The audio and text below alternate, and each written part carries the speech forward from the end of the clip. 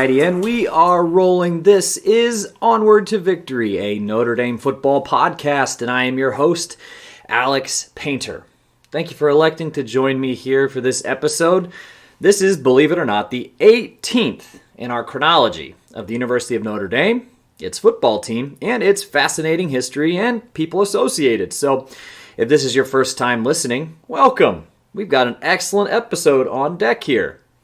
And if you're a veteran around here, welcome back. We have an excellent episode on deck here. We have an incredibly unheralded former Irish player on the docket to discuss for today. And I know a lot of you like kind of the Frank Leahy era episodes, pardon me. That'd be Frank Leahy era with ERA and not Frank Leahy /era as in Era Parsegian episodes. But anywho, if you do like those Frank Leahy era episodes, buckle in.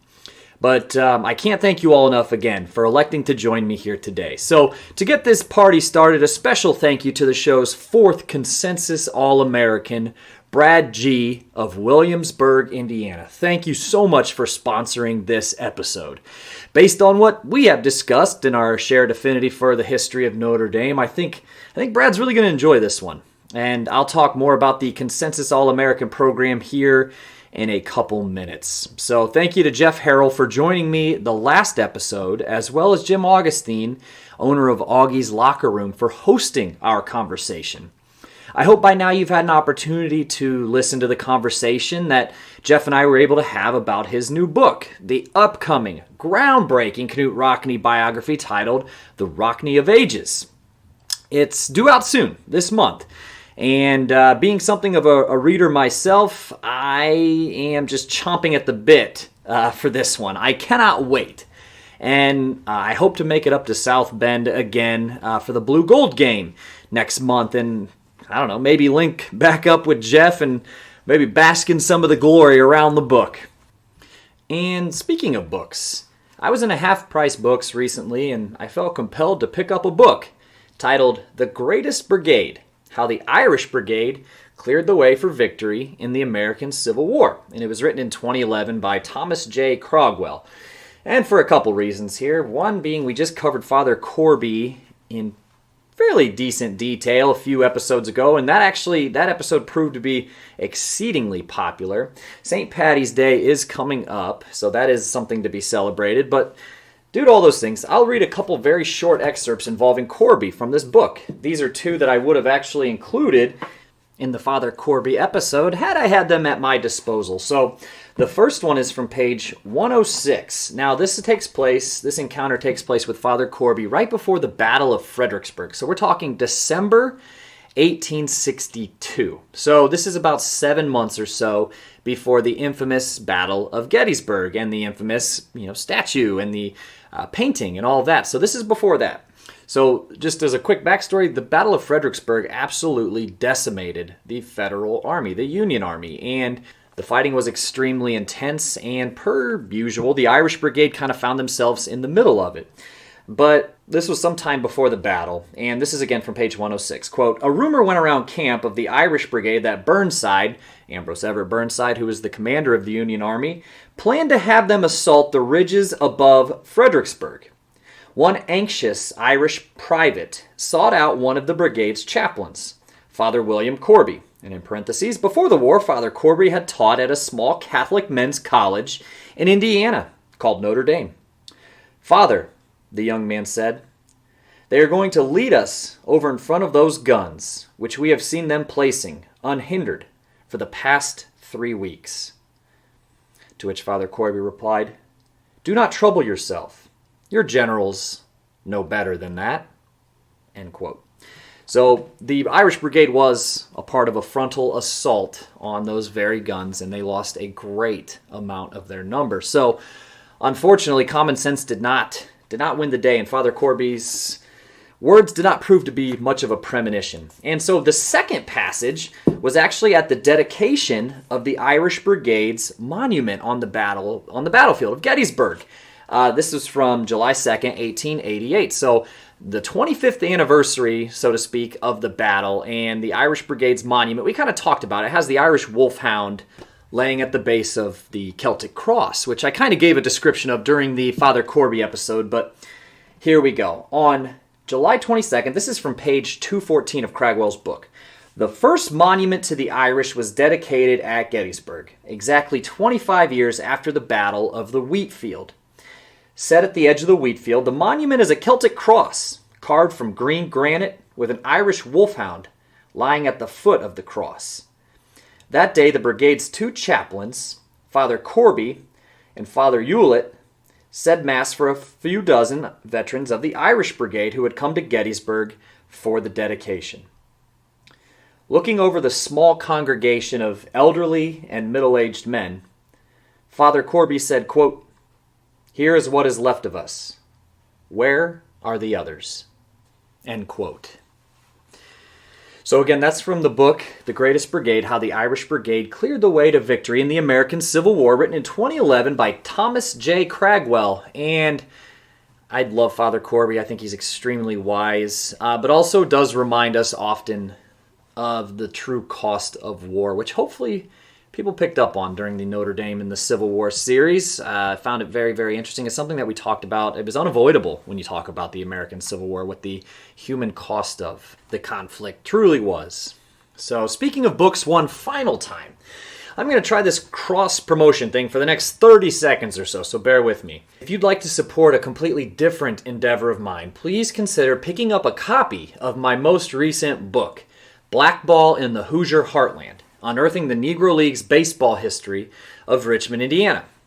I love baseball history, and I especially love Negro League's history. So this is a truly unexpected history of a small Indiana city who really spent about 50 years on a collision course time and time again with the legendary Negro Leagues. It's very easy to read, I think really engaging and full of incredible stories about oft-forgotten figures in history. So, in a sense, it's kind of like an extension to this podcast.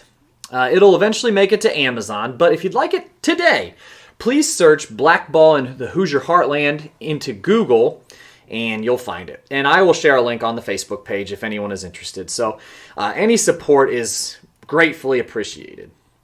And anyways, as a friendly reminder, if you dig the show, you can find it on Apple Podcasts, purple icon on your iPhone, Spotify, as well as Podbean at onwardtovictory.podbean.com. Please like, subscribe, do whatever you have to do to make sure you're getting all the new episodes.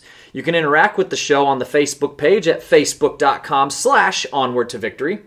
You can send the show a good old-fashioned email at onwardtovictorypodcast@gmail.com. So if you send something, I will read it. Recently, I put some polls out on Facebook to see what kind of episodes you all prefer as I continue to plan the spring and summer's docket in the preseason, if you will. So don't hesitate to jump over to the Facebook page and cast a vote. It would be greatly, greatly appreciated. Now, if you'd like to name yourself to the Onward to Victory Consensus All-American list like Brad from earlier, you can do so very simply. A $10 donation to the show will sponsor an episode and get your name called out as a Consensus All-American over the air. You can donate at paypal.me/onwardtovictory for a one-time donation, or if you want to donate a certain amount per month, any denomination is appreciated. $1 a month, that works. Visit patreon.com/onwardtovictorypodcast. Any support is greatly appreciated, which, as you know, includes liking, listening, sharing, and corresponding with the show, which is always free. And since the show is free, please take the opportunity, if it arises, to tell friends, family, or whoever you think may be interested in the show. It takes quite a bit of time to put these episodes together, so the bigger and more passionate the audience, the better. And as always, thank you to Joseph Rakish, who allows the show to use his song, Knut Rockne, as the theme. So you can find that song and a lot of other songs by Joseph on Spotify, iTunes, SoundCloud, or YouTube, pretty much wherever you digest music. So give it a spin. In keeping with show tradition, let's assign a player to represent this episode. So somewhat famous wearers of number 18 include NFL stalwart kicker John Carney. There's probably a lot of people out there who otherwise might have forgotten that John Carney went to Notre Dame because he had such a long NFL career. So it could also be the former defensive back Troy Pride episode. So I'll be excited to see where he ends up in the upcoming draft and free agency period and all of that. We'll see where he goes. I think we should probably have a show first and give this one to a kicker, John Carney. So again, in case you forgot, Carney was a prolific NFL kicker.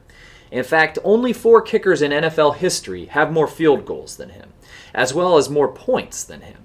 So he actually finally hung up the spikes in 2010 at age 46. So John Carney episode, here we go. So buckle in. I give you the Patriarch of Tight End U, the story of Notre Dame's Jim Mutscheller, right after this.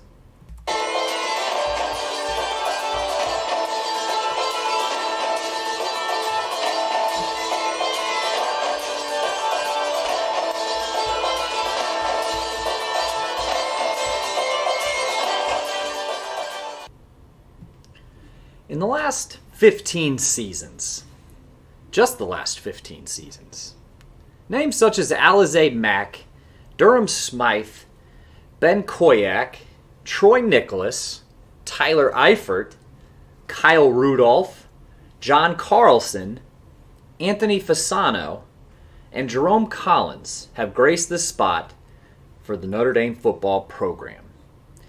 During the 2019 season, we were treated to the big playability of Cole Kmet. All have played the spot of tight end for the blue and gold. Tight end, by its definition, is, quote, often seen as a hybrid position with the characteristics and roles of both an offensive lineman and a wide receiver. Like offensive linemen, they are usually lined up on the offensive line and are large enough to be effective blockers. On the other hand, unlike offensive linemen, they are eligible receivers, adept enough to warrant a defense's attention when running pass patterns, end quote. Notre Dame has been described as tight end university or tight end U. And the rise of Notre Dame's, quote, bread and butter position has actually coincided with the emergence of the position in the National Football League's ranks as well. So let's go back to the year 2000. The Baltimore Ravens, led by perhaps one of the best defenses of the modern NFL this side of the 1985 Bears, triumphed by a landslide over the New York Giants in Super Bowl 35. But in looking at the regular season's top 25 pass catchers in terms of receptions, exactly one was a tight end. Probably not too terribly surprising to many, that tight end was NFL Hall of Famer and Chiefs mainstay Tony Gonzalez, who had the 10th most catches on the season. However, what actually may come as a surprise to many is that, again, in the top 25 pass catchers in the league, there were more fullbacks than tight ends. So these days, they talk about a changing landscape in the NFL, because these days, teams may only have a couple formations that even feature a fullback on the field, and even fewer where that fullback is actually touching the football. Fullbacks are predominantly used as blockers, and like I said, do not get very many touches.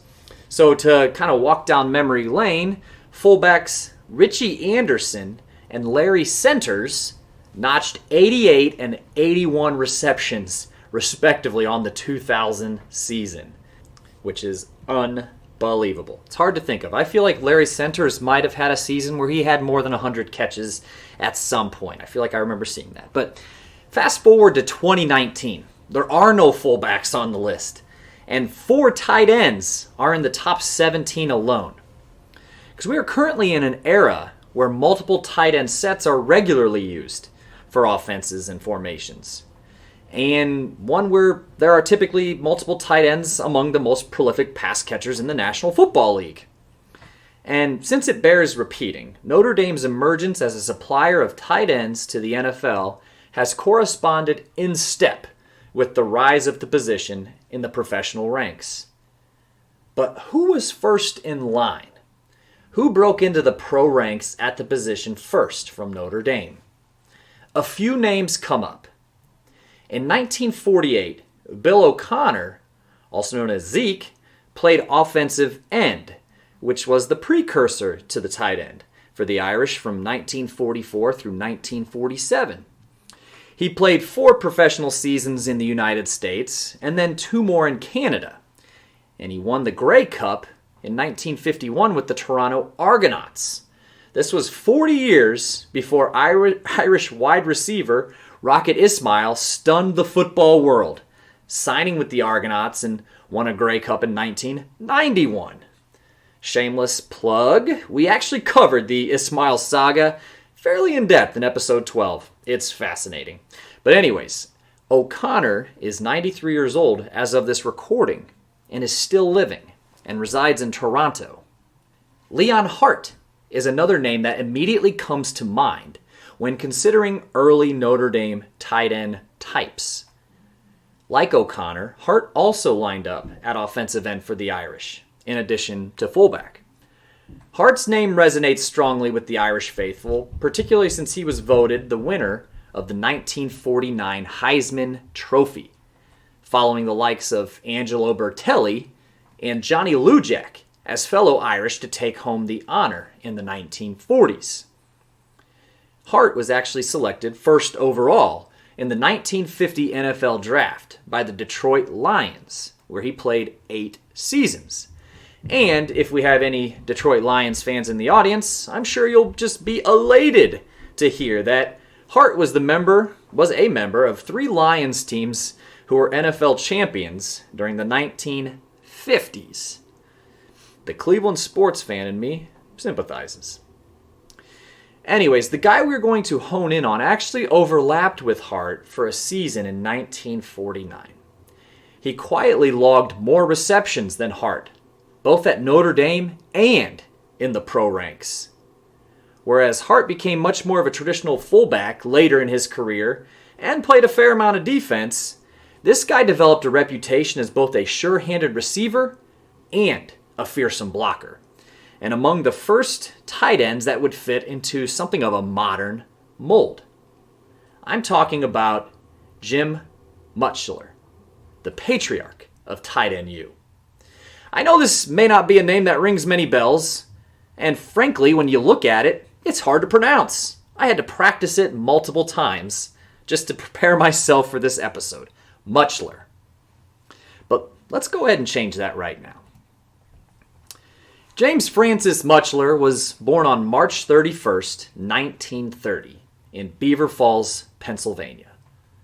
Beaver Falls, traditionally considered a blue-collar city, is located just 30 miles from Pittsburgh and had a population of about 17,000 when Mutchler was born.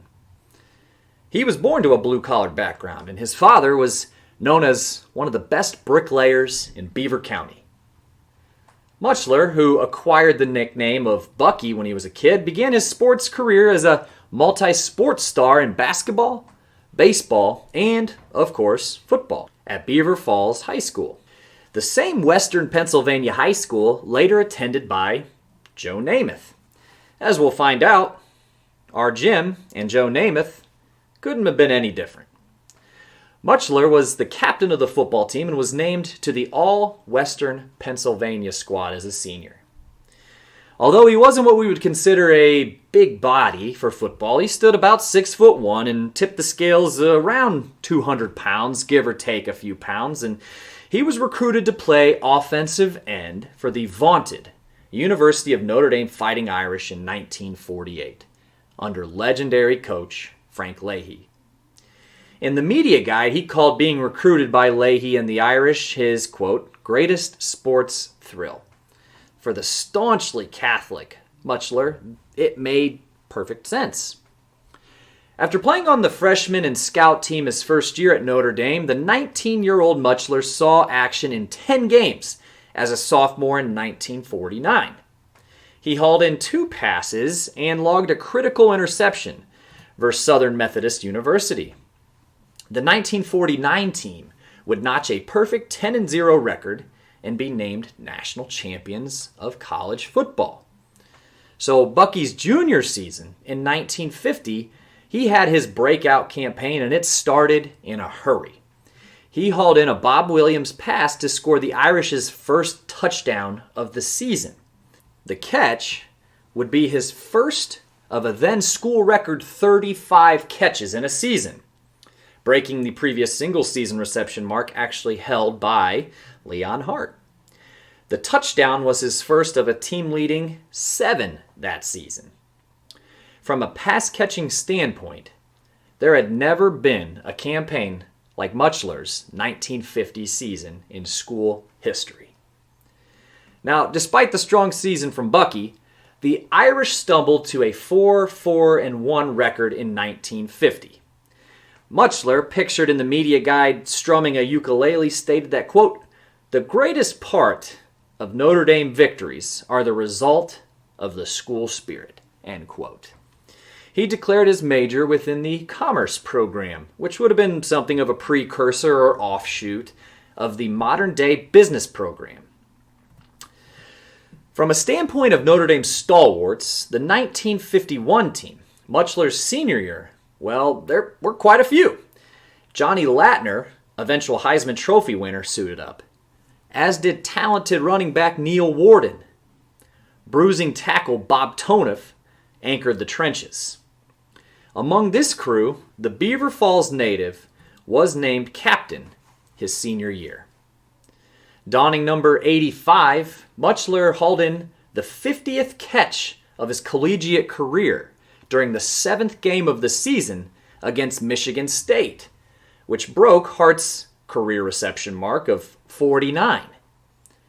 Now, with Warden in the backfield, the need to pass wasn't as prevalent as the season before, but Bucky still hauled in 20 passes, giving him 57 catches for his evolutionary Irish career. His single-season reception school record would stand actually for 12 seasons, until broken by Jim Kelly in 1962.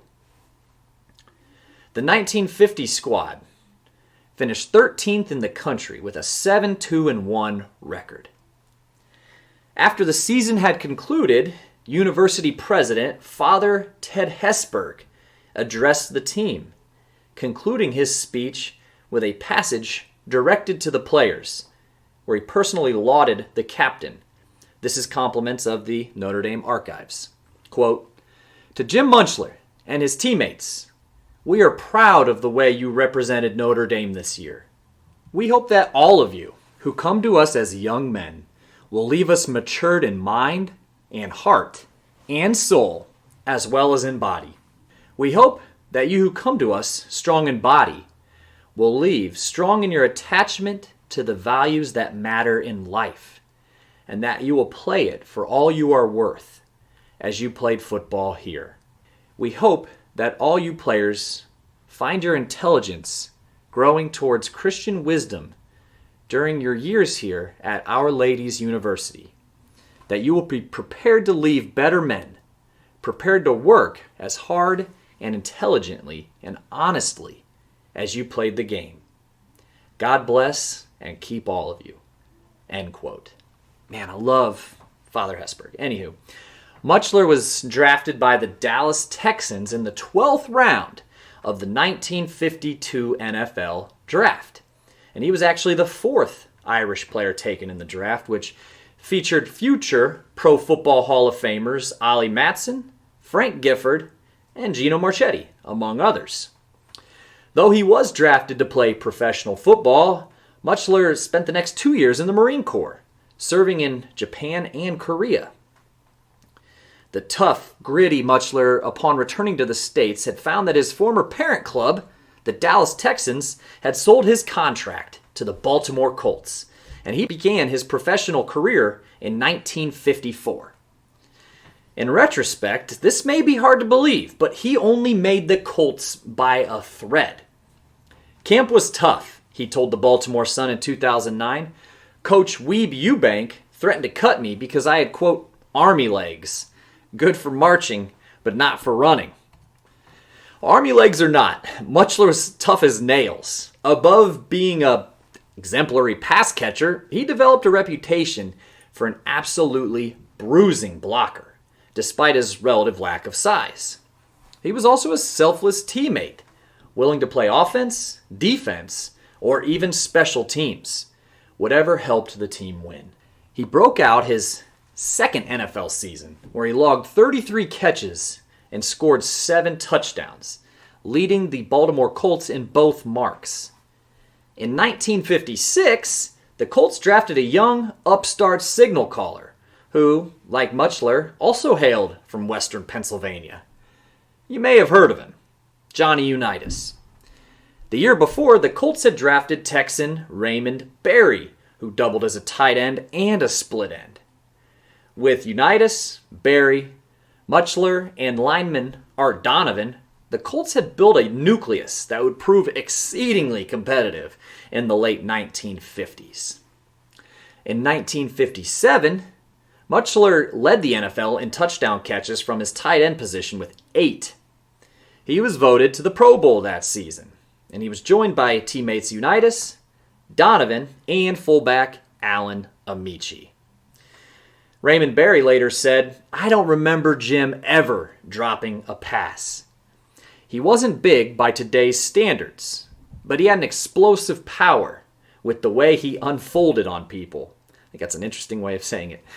But the Pro Bowl was obviously a performance-based honor. But Berry continued that, quote, "Jim was the complete package and a total team player, never ego-driven. He was honest in every respect. You'd have a hard time finding a guy with more character than Jim," end quote. In 1958, the Baltimore Colts found themselves in the NFL championship game after logging a 9-3 regular season record. Though Mutchler, now 28, finished third on the team in catches, he still finished the season with 7 touchdowns. The 1958 NFL championship game has been dubbed the greatest game ever played, just in case you were wondering. But this was a little less than a decade before the first modern Super Bowl was played. Squaring off against the New York Giants, the game was tied 17-17 after 4 quarters and the teams headed into overtime. This entire game was a flashpoint moment for the young burgeoning National Football League. 45 million people tuned in on their televisions, and the game was hosted at the legendary Yankee Stadium. Though Raymond Berry's 12 catches that day tends to grab much of the ink, Jim Mutscheller hauled in a critical 6-yard pass from Unitas to set the ball up on the Giants' 1-yard line. This is in overtime, and Mutchler would have scored the touchdown, the game-winning touchdown, had he not slipped on ice near the sideline. It's on YouTube, it's great. Not him falling, but this whole sequence. But it wouldn't matter, because mere moments later, Amici plowed into the end zone for the game-winning score. Showing off the other equally impressive facet of his game, Mutchler is seen on that play down blocking on a Giants defender. Paired with Lenny Moore, is a kickout block to the outside. Between Mutchler and Moore's blocks, Amici could have walked into the end zone, but you get a good sense of just how punishing of a blocker the Western Pennsylvanian was. And the Colts ended up winning the game then, 23-17. Quote, "Jim always said that play was his proudest moment in football," his wife Joan later said. Unitas always gave Mutchler a bit of good-natured grief for not punching in the game-winning score. In his authentic fashion and honest fashion, Jim was reputed to have replied, quote, "He, as in Amici, was on the Ed Sullivan show that night. I would have been scared to death to do that," end quote. The Colts would win the NFL championship the following year as well, and Mutchler would log 5 catches and 40 yards in that championship game. He would retire after the 1961 season, after having spent all 8 of his professional seasons as a Baltimore Colt. For a tight end at the time, his numbers were pretty eye-popping. 220 career catches and 40 touchdowns.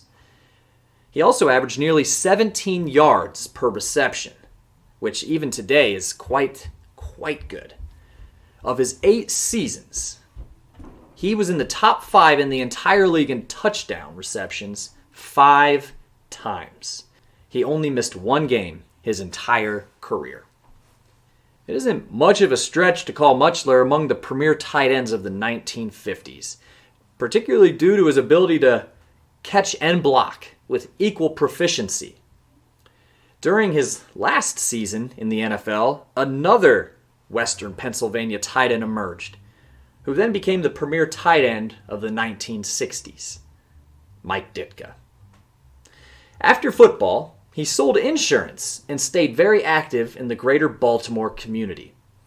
He was inducted into the Beaver County Hall of Fame in 1976. Mutchler died on April 10th, 2015 at age 85. One of his old buddies may have summed him up well with, quote, "He believed in knocking the guy down, then reaching down and helping him up," end quote. Jim Mutscheller, the patriarch of the Notre Dame tight end. We'll be right back.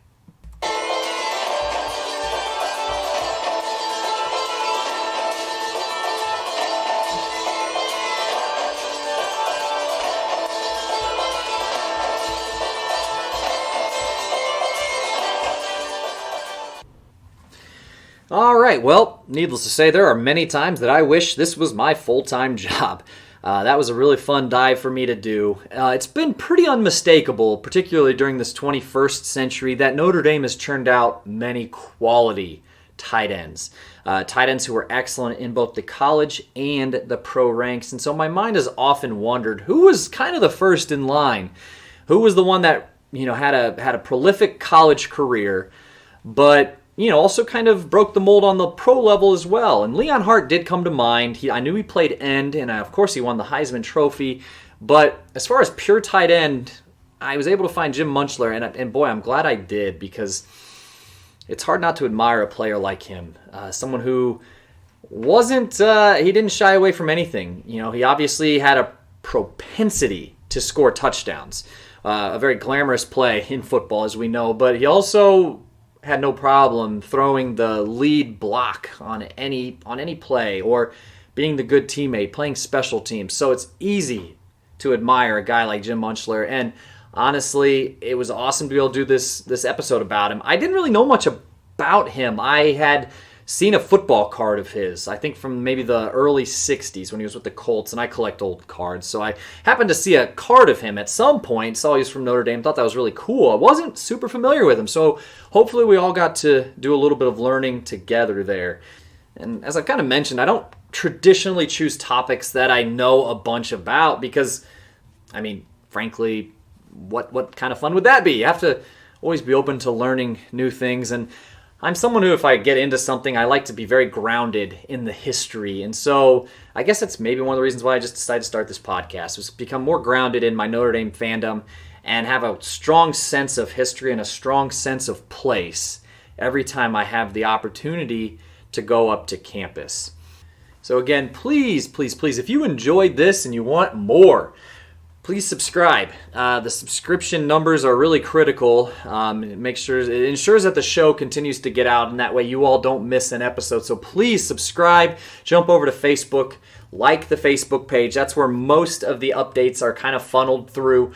Please participate in the polls. By now they're a few days old, so you might just have to go to the page, the Facebook page, and they're at the top of the page, so they're easy to find. But please participate. I'm trying to do episodes that you all like to hear, and unless you tell me what kind of episodes you like to hear, whether they're like this one, about an individual event or person and it's story-based, or if you like the more interview type of episodes, there's that.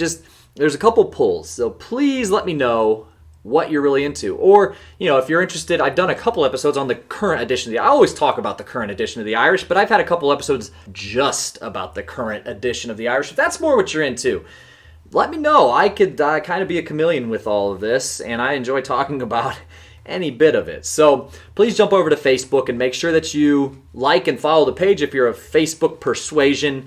And if you are, jump in and put in a vote at the polls, please. So I hope everyone's staying healthy, and I know that there's a lot of hypervigilance surrounding the coronavirus, and a lot of it is probably nauseating to a lot of people. And I know that they say that the people who are most affected are the elderly or the young, or, there's a lot going around. So just please make sure you stay healthy and stay safe. And if it is truly something that mostly affects older people, there's no better time than right now to kind of check on, your family and your friends who might be a little bit older and maybe in that age demographic, because we're all kind of in this together. And like I said, I know that the coverage, the press coverage, could probably get a little nauseating. But however, it's always a good chance, it's a good opportunity to show some kindness towards your loved ones. So I guess that's about it. Though I did see Dublin cancel the St. Paddy's Day Parade, which is really sad. And there's events across the country being canceled for just precautionary measures. So I know that's highly inconvenient for a lot of people. And so hopefully we ride out the end of this storm sooner rather than later. But I really hope you enjoyed this. Please, if you have an opportunity, again, I'm kind of shoving a lot into this outro here, but if you are interested in my book, it's called Blackball in the Hoosier Heartland, Unearthing the Negro Leagues Baseball History of Richmond, Indiana.